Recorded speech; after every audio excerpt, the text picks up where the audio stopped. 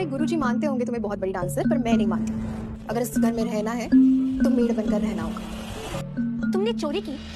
So hello and welcome back to Shri POB. तो Basu house में चल रही है रस्मों की तैयारी, बहुभात हो रहा है और साथ ही साथ सुहागरात की भी तैयारियां खुल्लम खुल्ला चल रही है।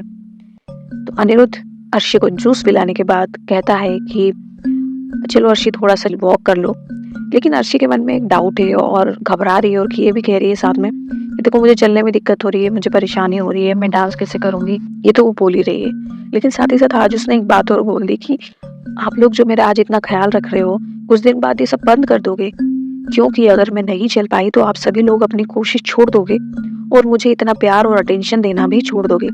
तब अनिरुद्ध ये कहता है, देखो मुझे सबसे ज्यादा परवाह इस दुनिया में सिर्फ तुम्हारी है और तुम मेरे बारे में ऐसा कैसे सोच सकती हो कि मैं ऐसा करूंगा। तुम इतना गलत सोचती हो मेरे बारे में, तो ये तुम दिमाग से निकाल दो कि कभी ऐसा होगा कि तुम नहीं चल पाई, या पहली बात तो ऐसा नहीं होगा, अगर होता भी है तो ये बात भूल जाओ कि हम तुम्हारे ऊपर से अपना अटेंशन छोड़ देंगे।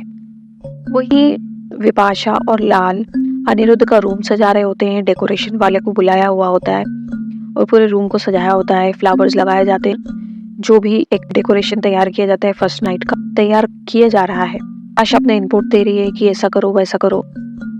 इतने में आ जाती है अप्पू, जो 2-3 एपिसोड से मिसिंग थी। अप्पू आ जाती है और अप्पू और विपाशा की झड़प होती है। अप्पू एक बात सच बोल देती है कि तुम लोग इतना सब कुछ कर रहे हो, उनकी तो शादी पूरी नहीं हुई है। तो विपाशा बोलती है, विपाशा भी यहाँ सच बोलती है कि ऐसे तो इसका दिमाग चलता नहीं है और ऐसे इसको बड़ी अक्ल है।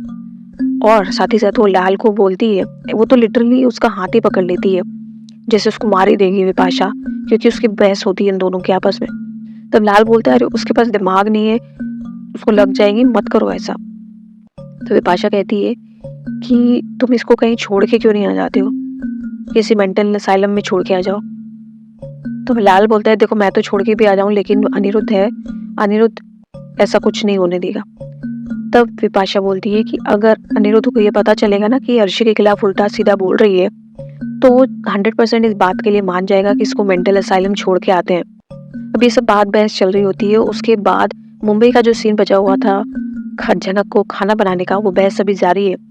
तो झनक को वो बोलती है पूजा की तुम्हें खाना बनाना पड़ेगा, और झनक तैयार हो जाती है। गुरुजी उसको मना करते हैं। गुरुजी कहते हैं कि झनक तुम यहाँ पर डांस करने के लिए आई हो और तुम्हारा वही काम है, तुम वही करोगी। तब झनक गुरुजी को बोलती है कि गुरुजी देखिए थोड़ी देर का काम है, आपने मुझे ये बता दिया है क्या डांस स्टेप्स है, तो मैं करके आ जाती हूँ काम। तो गुरुजी मान जाते हैं और गुरुजी बोलते हैं ठीक है झनक। और ये इसको किचन में लेके जाती है गुरुजी की वाइफ और उसको मेन्यू बता देती है और बोलती है कि डांस वांस तुम्हारे बस की बात नहीं है, छोड़ दो, तुम बहुत सारा कंपटीशन है और मुझे नहीं लगता है कि तुमको इतना डांस आता होगा। तुम मेरे घर की मेड बन जाओ, 8,000 तुमको महीना सैलरी दूंगी, खाना बनाओ और चुपचाप यहीं रहो, डांस वांस के सपने छोड़ दो। आपको विजुअलाइज हो रहा होगा बासु हाउस और उसकी टॉक्सिक वुमन, लेकिन सुनिए दोस्तों, ये बासु हाउस का टॉक्सिक वुमन की सस्ती कॉपी है। फटफट सीन हो रहे हैं, फटफट वो उसको बेइज्जत कर रही है, बिल्कुल उसको बिना किसी ड्रामा के, बिना किसी बैकग्राउंड म्यूजिक के उसको बेइज्जत कर रही है, उसको मेड बोल देती है, उसको खाना बनाने का बोल देती है। यही नहीं रुकती है, ये जनक बैठे बैठे सोच रही होती है और उसको एकदम से उसको ठसका लगता है पानी का। तो वो बोलती है कि बड़ो माँ बोलती थी कोई शायद तुमको याद कर रहा होगा, तो उसको अप्पू दिखी याद आ जाती है। तो रुद्र प्रताप की वाइफ यही नहीं रुकती है, वो झनक के ऊपर चोरी का इल्जाम लगाती है। मतलब अब वो कितना अपमानित होना बचा हुआ है तुमको झनक।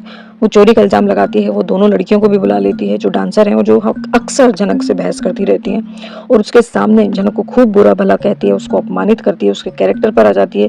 ये तक कह देती है एक तो मैंने तुम्हें अपने घर में रखा, अपने घर में तुम्हें रहने की पनाह दी और तुम घर में चोरी ही करती हो। तो झनक बोलती है कि मैं नहीं आई थी, गुरुजी लेके आए थे मुझे। तो वो बोलती है हाँ तुमने अपनी अदाओं से उन्हें भी अपना दीवाना बना दिया होगा, इसीलिए वो तुमको इस घर में लेके आए हैं, लेकिन मैं तुम्हें छोड़ूंगी नहीं और तुम्हें पुलिस में तुम्हारी कंप्लेन करूंगी, या तो तुम चुपचाप बता दो कि तुमने मेरे पैसे कहाँ छुपाए हैं। और दोनों लड़कियां उसका बैग लेके आ जाती हैं, बैग में से सारे सामान निकालती हैं। जनक के मना करने के बावजूद भी कि आप मेरा बैग ऐसे टच नहीं कर सकते हो, पूरा सामान निकाल के जमीन पर पटक देती हैं। और इतने में भी जब उसको पैसे नहीं दिखाई देते हैं तो वो पुलिस वाले को फोन लगाती है। वो पुलिस वालों को बोल दिया कि मेरे घर में चोरी करी और मेरी मेड ने चोरी करी।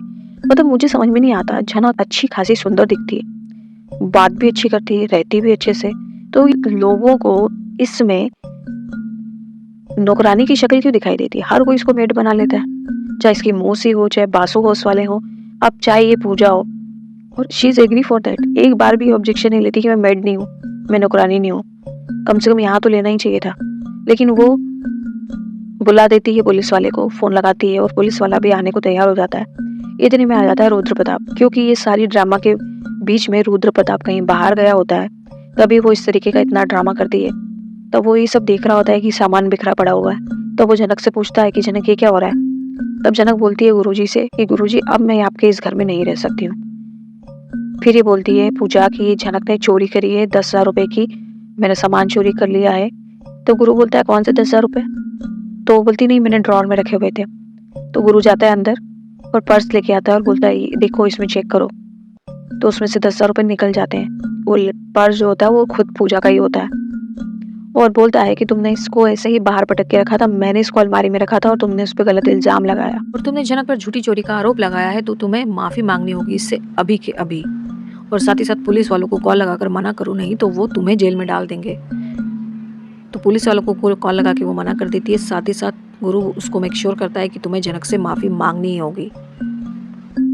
अब ये बहस कल तक चलने वाली है, और कहीं ना कहीं जनक उसको मना करेगी कि अब मैं इस घर में नहीं रहूंगी, और वाकई में रहना भी नहीं चाहिए। आपको पता है कि अब आपका कोई भी नहीं है और आपको अपने आप अपने बलबूते पे करना है, तो किसी के घर और किसी का सहारा लेने की जरूरत भी नहीं होना चाहिए। देखो, आज के एपिसोड में तो इतना ही बताया है, और प्रो में भी वही का वही दिखा दिया गया है। जो चोरी है और वाला जो सीन है वो कल दिखाया जाएगा। साथ ही साथ ये अनिरुद्ध की सुहागरात होनी है या नहीं होनी है ये भी दिखाया जाएगा, क्योंकि गेट टुगेदर हो रहा है। मतलब सुहागरात के लिए गेट टुगेदर कैसे होता है भाई, ये तो मुझे समझ नहीं आता है।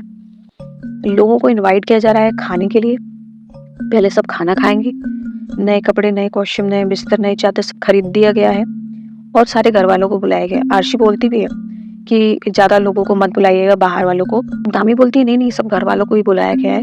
बट आई वंडर कि क्या वाकई में इस तरीके से होता है क्या? इन कोलकाता की रस्म होती है फर्स्ट नाइट वाली, उसके पहले लोगों को खाने के लिए इन्वाइट किया जाता है। आप में से कोई कोलकाता से हो या बंगाली बैकग्राउंड से हो तो प्लीज कमेंट बिलो। और आज के वीडियो में बस इतना ही। वीडियो अगर आपको इंटरेस्टिंग लगा हो लाइक कर देना, चैनल अभी तक सब्सक्राइब नहीं किया है तो सब्सक्राइब कर देना, और अपने विचार कमेंट सेक्शन में व्यक्त करते रहिए। Thank you for watching.